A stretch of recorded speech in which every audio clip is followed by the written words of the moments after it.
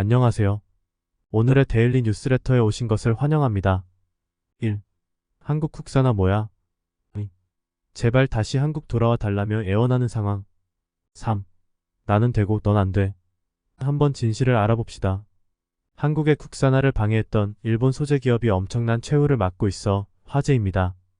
특히 최근 가격까지 대폭 낮추며 한국 업체에게 제발 사달라고 애원하고 있는 모습에 일본인들마저 부끄러움을 느껴 치를 떨고 있는 것으로 나타났습니다. 한국을 우습게 보던 일본 소재 기업의 최후. 한번 확인해 보겠습니다. 일본은 2019년 한국의 강제동원 배상 판결에 반발해 수출 규제를 가해온 바 있습니다. 이때 일본이 공격하려 했던 부분은 반도체뿐 아니라 한국이 키우려 했던 배터리 산업도 포함되어 있었습니다. 아사히카세이란 일본 회사가 전기차 배터리 소재 및 의료 분야에 3년간 8천억 엔을 투자하겠다고 발표한 직후 수출 규제가 진행됐다는 것을 봐도 알 수 있는 내용입니다. 실제로 일본은 화이트리스트에서 한국을 제외한 후 1100여 개 품목을 통제하기 시작했죠. 하지만 한국은 소재, 부품, 장비에 대한 국산화를 추진했고 일본 기업들은 난리가 난 바 있습니다. 그들은 한국 중소기업에게 특허 침해 소송을 걸며 방해를 하기 시작했습니다. 수출 규제 이후 처음으로 특허 침해 소송을 제기해온 곳도 일본 아사히카세이였습니다. 아사히카세이는 1931년 일본에서 설립된 화학회사로 종업원 2만 5천 명의 매출이 2조 엔이 넘는 기업입니다. 일본 도레이와 함께 분리막 시장을 이끌며 점유율 18%로 세계 1위를 하기도 했었죠. 이 회사는 2012년 한국에서 발표된 299개 전범기업 명단에도 이름을 올린 바 있는데 조선인에 대한 강제동원 등 한국 침탈에 앞장선 기업이었기 때문입니다. 전범기업 299개 중 한국에 진출한 기업은 34개 정도입니다. 히타치, 도시바, 미쓰이화학, 미쓰비시 등 이름만 들으면 알 수 있는 회사가 상당하죠. 그런데 그 자리에 아사히카세이도 포함되어 있는 것입니다. 현재도 한국의 동서석 유화학이란 자회사로 두고 적잖은 수익을 챙겨가고 있습니다. 한 해 1,800억 원의 순이익 중 상당 부분을 일본 모회사로 배당하고 있는 것입니다. 이는 유니클로나 토요타가 한국의 빨대를 꼽고 수익을 챙겨가는 방식과 비슷합니다. 배터리 분리막에서 세계 1위였던 아사히카세이는 한국의 국산화를 두려워했습니다. 특히 수출 규제 직후 한국 대기업들이 국내 업체에게 소싱을 확대하자 아사히카세이는 국내 중소기업 중 하나인 W스코프에게 특허 소송을 건 바 있습니다. W스코프는 2005년부터 배터리 분리막 사업에 뛰어들었던 회사입니다. 10년 만에 세계 점유율 6위를 기록했는데 일본의 수출 규제 후 국내 배터리 3사도 해당 기업의 분리막으로 시선을 돌린 바 있습니다. 특히 삼성 SDI가 이 업체에게 주문을 확대하자 아사히카세이가 즉각 움직였죠. 국내 최대 로펌을 고용해 특허 소송에 나섰던 것입니다. 일본 기업들은 핵심 기술에 대해 2중, 3중의 특허를 걸어놓기로 유명한데 주요 부분은 거의 공개하지 않으면서 권리 범위를 매우 넓게 설정하는 꼼수를 써온 바 있습니다. 아사히카세이가 가장 많은 분리막 특허를 가지고 있어 거미줄에 걸릴 가능성이 상당했던 것입니다. 그런데 놀랍게도 수출 규제 이후 오히려 아사히카세이가 무너져 내리기 시작했습니다. 2019년까지만 해도 글로벌 시장에서 분리막 점유율 1위를 기록했으나 2020년 이후 또 다른 한국 업체의 급성장의 2위로 밀려난 것입니다. 한국 SKI 테크놀로지 SKIT가 치고 나온 것인데 26% 점유율로 1위를 해버렸죠. 반면 아사히카세이는 23%로 2위, 일본 도레이 13%가 3위를 했습니다. SKIT는 2019년 4월 물적 분할을 통해 출범한 SK이노베이션 SK온의 소재 부문 자회사입니다. 이 회사는 일본의 수출 규제 직후 분리막 설비를 추가로 도입해 시험 가동에 들어가기도 했습니다. 100% 국내 기술로 첨단 장비를 추가해 효율을 40% 높였던 것입니다. 당시 일본 장비회사 직원들이 현장에 일부 파견되어 있었는데 SKIT는 이들이 설비를 보지 못하게 초대형 가림막을 하기도 했습니다. 해당 팀장은 예전에는 우리가 일본 공장을 방문하면 그들이 최신 설비를 가리기에 바빴는데 이제는 세계 유일의 최신 장비를 일본 직원들에게 보이지 않기 위해 가림막을 설치해야 할 정도가 됐다는 설명을 했습니다. 도레이와 아사히카세이는 한때 슈퍼갑으로 통한 바 있습니다. 한국 기업은 일본 업체들이 쓰고 남은 분리막을 쓸 수밖에 없었고 가격 또한 제곱미터당 4,000원을 받으며 한국의 바가지를 씌워왔습니다. 하지만 SK가 더 좋은 품질의 분리막을 절반 이하의 가격으로 공급하기 시작하자 상황은 역전됐죠. 양극재, 음극재, 분리막, 전해질은 배터리의 4대 핵심 소재입니다. 이 중 분리막의 수익성이 가장 높은데 영업이익률이 30%에 달하죠. 배터리의 피와 살이 음극재와 양극재라면 분리막은 혈관으로 해석할 수 있습니다. 분리막 구멍으로 리튬이온이 전해액을 타고 넘나드는 방식입니다. 얼마나 얇고 균일하게 많은 구멍이 있느냐가 분리막의 품질을 결정짓고 있습니다. 20년 전만 해도 분리막은 일본 기업의 전유물이었습니다. 분리막을 사러 일본을 방문하면 당신들이 배터리를 아느냐는 면박을 주곤 했죠. SK가 분리막 시장에 뛰어든 것도 2000년대 초반으로 거슬러 올라갑니다. 2004년 국내 최초로 리튬이온 전지 습식 분리막 개발에 성공했고 2005년 충북 공장 가동에 돌입하며 분리막 생산을 시작했던 것입니다. 후발주자이기 때문에 오히려 일본 업체들이 가지 않은 길을 선택해왔습니다. 축차연신 공법을 분리막 제조 공정에 도입한 것인데 이는 스카치 테이프 등을 만들 때 쓰는 공정과 유사합니다. 당시 일본 기업은 공중에서 분리막을 사방으로 당겨 기공을 만들어 왔는데 이는 분리막 표면을 오염시키지 않기 위해서였습니다. 대신 이 공법은 정해진 비율로만 분리막을 잡아당길 수 있어 구매자의 다양한 요구를 반영할 수 없다는 단점이 있습니다. 반면 축차연신은 롤러를 통해 분리막을 좌우로 한번 상하로 한번 늘리는 공정입니다. 처음에는 분리막 표면이 마모되고 오염되는 현상이 있었지만 실시간으로 표면을 청소하는 공정을 도입해 이것도 극복해냈죠. 고객 요구에 맞춰 분리막 두께와 물성을 자유자재로 조절할 수 있게 된 것입니다. 사업 초창기 SKIT가 SKC에 분리막을 소량 납품하기 시작하자 아사히카세이는 SKC에 공급하던 물량을 전량 끊어버리는 횡포를 부리기도 했습니다.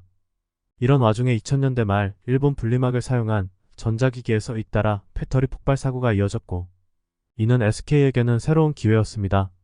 노키아가 SK 분리막을 채택하자 시장에서의 위상은 급상승했습니다. 국내와 중국은 물론 일본에서도 소니, 파나소닉, 사뇨 등이 이를 찾았던 것입니다. 그런데 전기차 시장이 준비되면서 분리막에 요구되는 특성도 더 많아졌습니다. 2010년 세라믹 코팅 기술 CCS이 개발됐고 이는 안전성을 획기적으로 높여줬죠. 세라믹으로 코팅을 하게 되면 배터리 온도가 높아지더라도 변형이 생기지 않았던 것입니다. 분리막이 손상돼 양극과 음극이 직접 닿게 되면 과전류가 흐르면서 배터리가 폭발합니다. 이를 막고자 분리막을 두껍고 튼튼하게 하면 효율이 떨어지는 단점이 있습니다.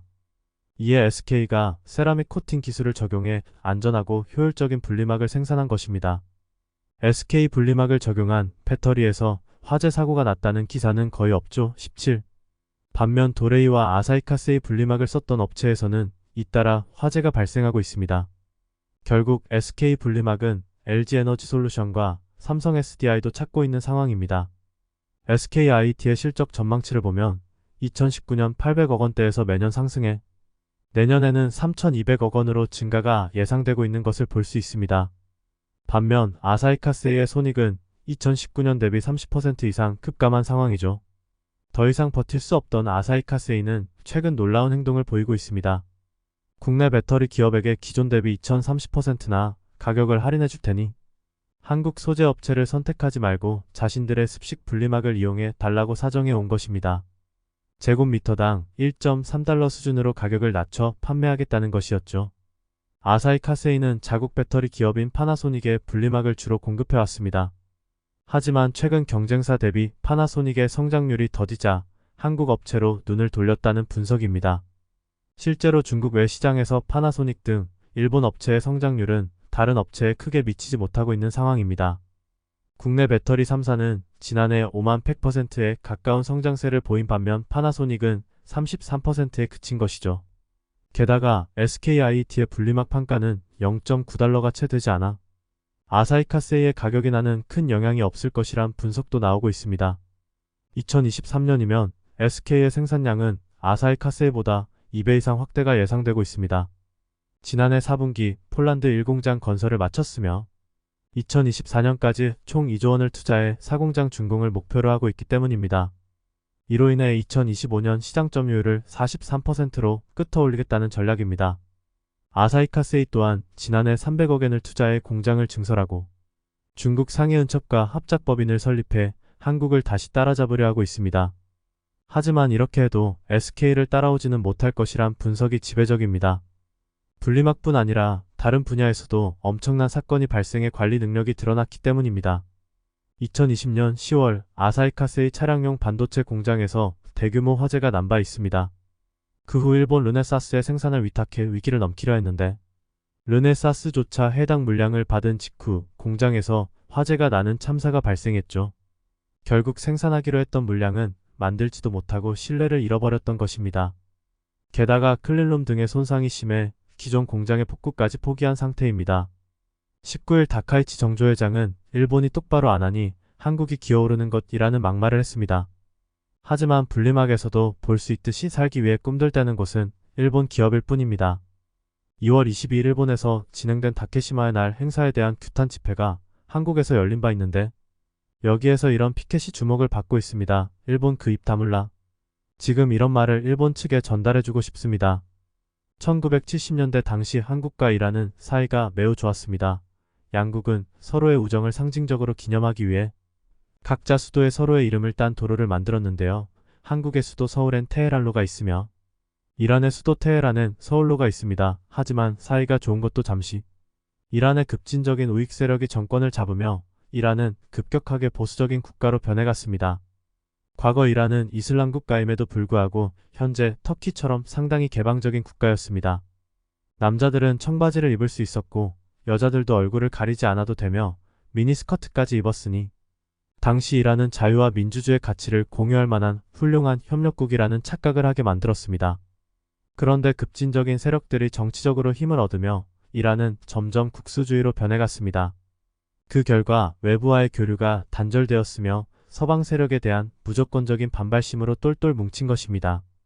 이에 급기야 이란에서는 자주국방을 실현하겠다고 국제사회의 동의 없이 핵무기 개발을 진행했습니다. 미국을 중심으로 한 유엔 안보리에선 이란을 제재하는 결의를 통과시켰으며 이는 현재 진행형입니다. 유엔 안전보장이사회 안보리에선 2006년 이란에 대한 제재를 언급하며 모든 해외 자산을 동결시켰고 유엔 회원국들의 이란에 대한 무기와 전략 자산의 수출입을 금지시켰습니다. 국제사회의 제재에도 이란은 아랑곳하지 않고 핵 개발을 지속하며 현재도 국제적으로 고립된 상태입니다. 미국의 제재는 유엔의 제재보다 훨씬 더 강력합니다. 미국 의회에선 이란과 거래하는 모든 국가들에게 이란을 제재하는 것과 필적할 만한 경제적 조치, 즉 세컨더리 보이콧을 하겠다는 법안을 통과시킨 결과 미국 내 모든 이란에 자신이 묶였고 미국의 동맹국이 보유 중인 이란의 자산도 동결되었습니다. 그 대상은 뜬금없이 한국이 된 상황입니다. 최근 이란 정치권에선 한국에 대한 감정을 자극하고 있습니다. 국제 제재가 시작되자마자 한국의 삼성과 LG 등 대기업들은 이란에서 무조건적인 철수를 시작했습니다. 이 당시 한국 기업들 말고도 전 세계 기업들이 대부분 철수했는데 유달리 한국에게만 실망한 이유는 과거 한국과 이란의 좋았던 관계 때문에 한국만큼은 자신들 곁에서 의리를 지켜줄 것이라고 착각한 것입니다. 하지만 객관적으로 보아도 이란의 핵개발이 잘못된 것이며 국제 제재는 정당하기 때문에 한국에게 특별한 우정을 기대하려면 기본적으로 자신들의 행동을 똑바로 했어야 하는 상황입니다. 한국이 이란에서 철수하고 얼마 뒤부터 이란 국민들은 극심한 불편함을 호소했습니다. 한국 삼성과 LG의 가전제품들은 전 세계 최고 품질인 것은 당연하고 점유율도 매우 높은 편으로 이란 철수 직전 삼성 LG의 점유율은 60% 수준입니다. 대부분의 이란 가정집들은 한국 가전을 가지고 있지만 한국이 철수하면서 더 이상 한국 제품을 쓸 수 없게 되었고 이에 이란 국민들은 불만을 토로하며 한국 제품들을 다시 구매할 수 있도록 정부가 힘을 쓰라는 반응이 이어지고 있습니다. 더 이상 정상적인 경로로 한국 제품을 구할 수 없자 이란의 중고거래 시장에선 한국 제품의 정상 판매 가격보다 중고 가격이 훨씬 더 높아지는 것은 일반적인 현상이 되었습니다. 그리고 이란의 부유층들은 결혼을 하며 가전을 한국 제품으로 맞추고 있는데 이는 중국이나 러시아를 통해 몰래 들여온 제품으로 한국 제품만을 몰래 들여오는 브로커도 있다고 합니다. 현지 국민들로부터 원하는 물건을 살 수도 없다는 불만이 지속되자 이란 국회의원들은 한국에 대해 안 좋은 감정을 만들어내고 있습니다.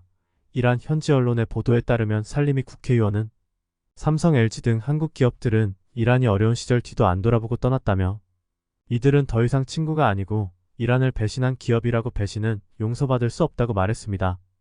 이에 이란의 의회 대변인 측도 동의하며 이란의 국내 업체가 개발한 가전제품도 성능이 좋고 쓸만하다며 국내산 제품을 이용하는 것이 애국하는 길이라고 의견을 냈습니다.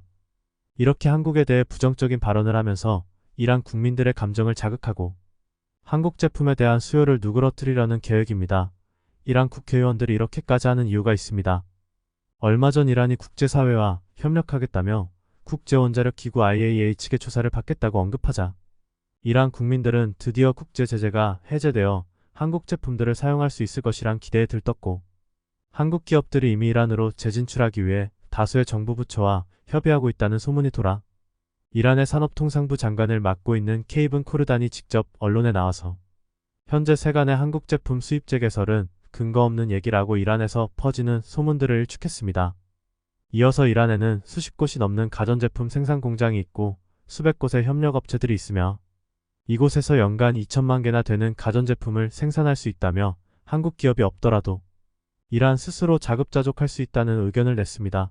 게다가 이란 국민들이 이란 제품을 많이 구매한다면 규모의 경제 효과로 한 개당 가격이 낮아져 결국엔 모두에게 도움이 되는 결과가 나올 것이라며 자국산 제품을 구매하자는 제안을 하기도 했습니다. 하지만 이란의 국민들은 성능 좋고 세련된 한국 제품을 사용하다가 투박하고 성능도 별로인 자국 제품을 사용하려니 불만이 많은 상황입니다. 이렇듯 이란 국민들은 한국을 원하고 있지만 이란 정치권에선 한국을 공공이적으로 만들고 있고 심지어 얼마 전에는 한국의 선박을 압류하여 한국인 선원들을 장기간 안 보내준 적도 있습니다.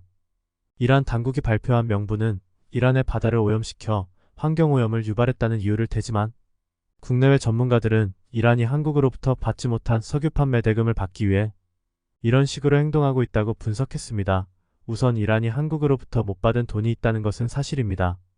하지만 한국은 그 돈을 꿀꺽한 것이 아니라 은행 계좌에 고스란히 있으면서 국제사회의 제재 조치로 인해 동결되어 이란에게 송금하지 않고 있는 것입니다. 이것은 한국뿐만 아니라 다른 나라도 마찬가지인데요. 굳이 한국의 동결 계좌만 걸고 넘어지며 한국에 대한 감정을 자극하고 있는 것입니다. 이란에서도 자신들의 어긋난 행동으로 해외 계좌가 동결되었고 한국의 의지와는 관계가 없으며 이를 해제하기 위해선 핵 개발을 포기해야 하는 것도 스스로가 너무나 잘 알고 있지만 한국의 선박을 압류했다는 것은 오히려 이란에 대한 신뢰감을 급격하게 떨어뜨릴 만한 요소입니다. 과거 자신들과 친했던 국가인 만큼 자기들을 좀 도와달라고 떼를 쓰고 있는 그런 현실인 상황입니다. 이란 현지에서 한국 제품이 귀해지자 어부지리 효과로 중국의 제품들이 인기를 얻고 있습니다. 이란과 중국은 지리적으로 매우 가까우며 교류도 자주 있는 편입니다. 특히 다른 나라들은 교역을 하기 위해 반드시 항공이나 해상물류를 통해야 하지만 이란은 중국과 1대1로 프로젝트 진행할 정도로 가까워 육상 교역 루트가 있는 것도 사실입니다. 따라서 이란 현지에는 국제사회의 눈을 피해 중국산 전자제품이나 스마트폰, 자동차 등이 많이 공급되었고 이란의 현지 국민들은 꽝 대신 닭의 심정으로 중국산 제품을 사용 중인데 심지어 이것마저 정상적인 경로로 들여온 게 아니라 중국산 제품임에도 불구하고 매우 비싼 가격이 시장에서 형성되어 있어 평범한 시민들은 중국산 제품마저 구매하기 어려운 현실이 되었습니다. 호랑이가 없는 숲엔 여우가 왕인 것처럼 중국산 제품이 이란 시장을 호령하고 있는 상황입니다. 중국은 이란의 이런 상황을 이용하려고 노력 중입니다. 최근 왕이 외교부장은 이란에게 자국산 백신 수백만의 분량을 지원하겠다고 발표했고 이란과의 협력을 강화하겠다고 말했습니다. 특히 이란은 미국에 대해 반발심이 있는 국가에게 이란을 잘 이용하여 중동 현지에서 중국의 영향력을 키우면서 동시에 미국을 견제하는 효과도 노리고 있습니다. 특히 이란과의 1대1로 사업으로 중국은 이란에게 수조 원의 차관을 빌려주며 이란의 철도 항구 고속도로와 같은 기본 인프라 시설을 마련해 주었고 이란으로부터 수십 년에 걸쳐 운영 비용과 건설 비용 수십조 원을 분납받는다는 상황입니다. 하지만 처음 1대1로 사업을 구상했던 것과는 다르게 중국이 지어준 인프라 시설들은 수요 예측을 잘못하여 크게 경쟁력이 없으며 만성 적자 시설로 돌변했습니다. 따라서 이란 현지에서도 시간이 지날수록 만성 적자 시설이라는 비판이 나오는 가운데 중국과의 교류를 강화했다가 구군이 다했다는 이야기도 정치권에서 나오고 있을 정도입니다. 중국과의 협력으로 국제사회의 제재를 돌파해보려 했지만 오히려 고립만 더 가속화되어 이란은 오늘자로 국제원자력기구의 조사에 응하겠다고 말하고 확실한 서명 도장을 찍었습니다. 드디어 핵합의에 나서며 국제사회의 일원으로 돌아가기 위한 첫걸음을 내디딘 것입니다. 이란이 불필요한 자존심으로 핵개발에 나서며 국제적 고립을 당한 지 20년째 되어가고 있는데 생각을 고치고 정상적으로 복귀하여 다시 예전처럼 평범한 일상을 되찾고 그렇게 좋아하는 한국산 제품들도 마음껏 쓸 수 있는 날이 오기를 바랍니다.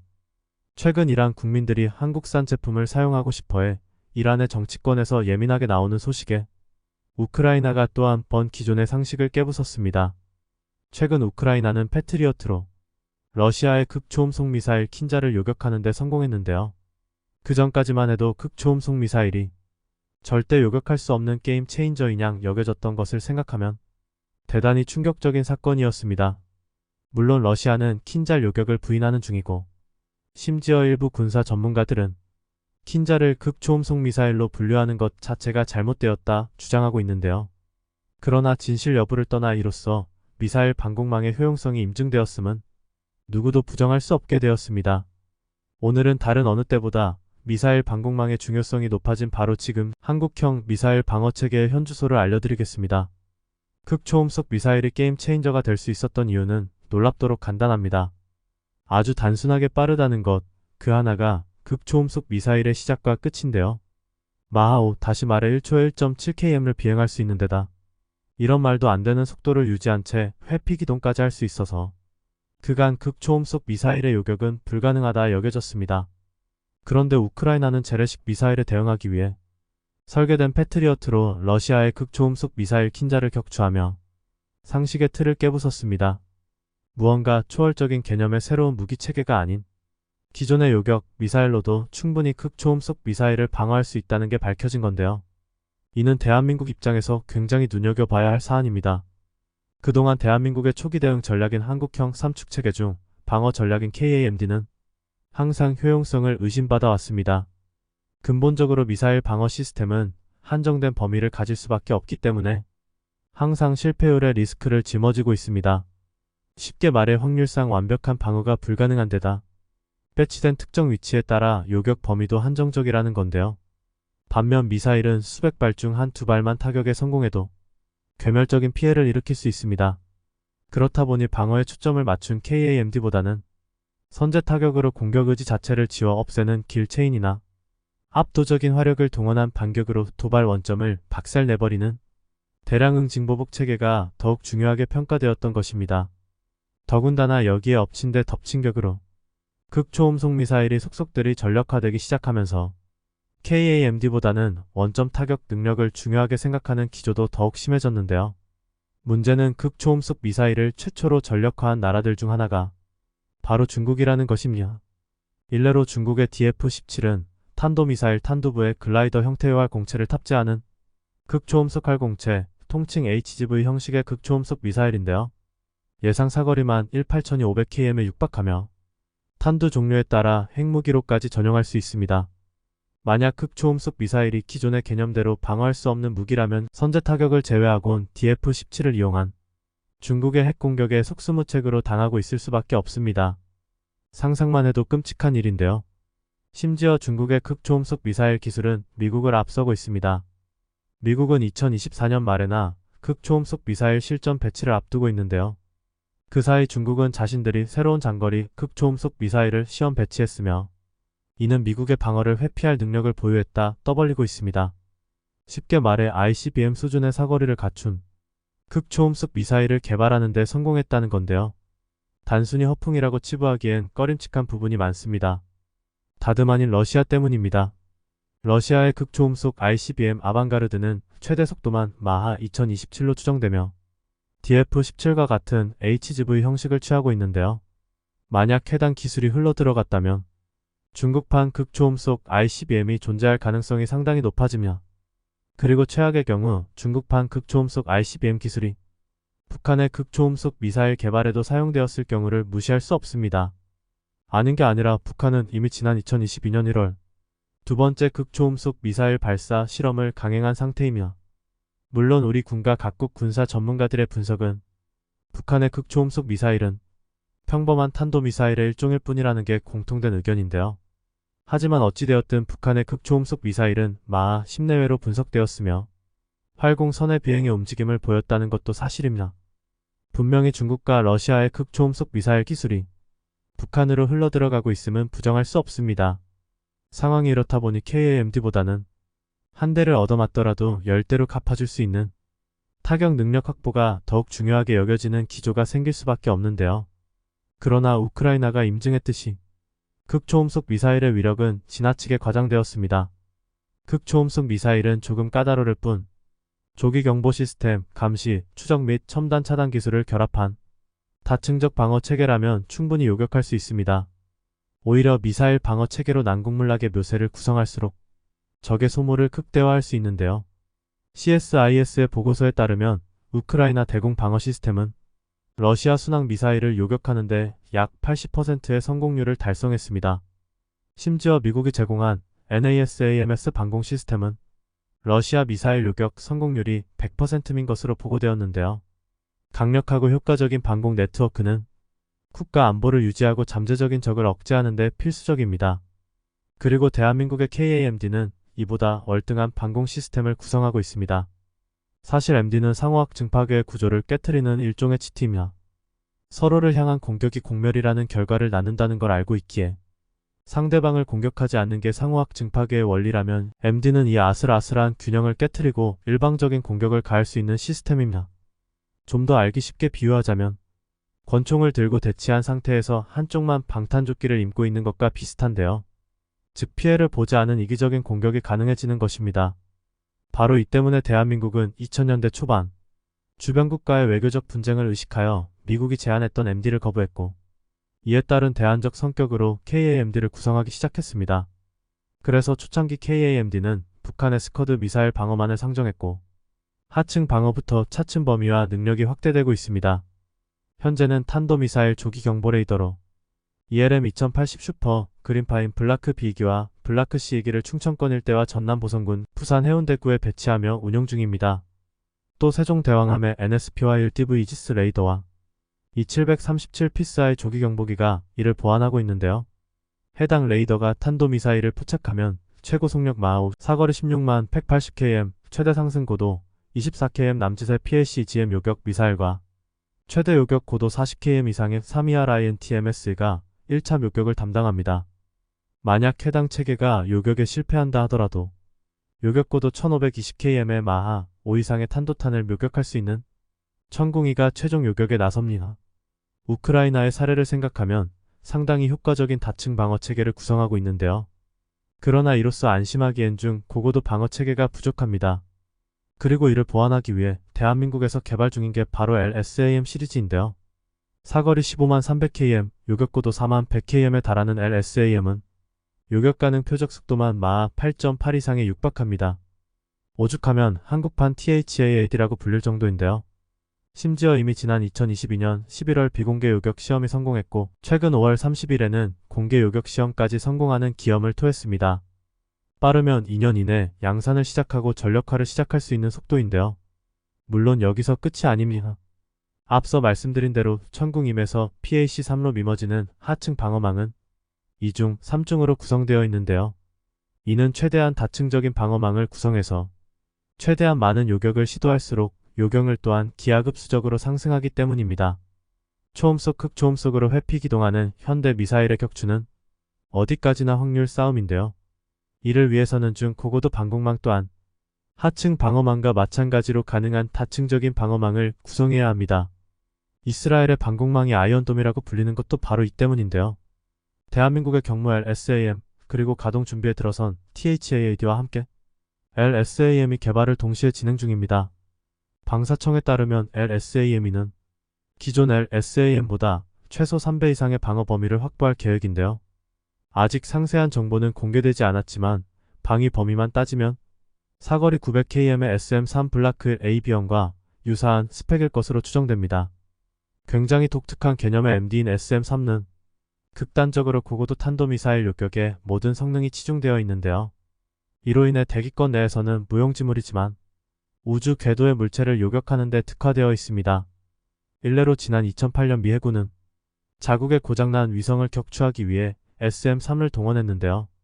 당시 SM-3화 위성의 상대 속도는 자그마치 마하 30에 육박했고 요격 고도는 247km에 달했지만 결국 미국은 위성 요격에 성공했습니다.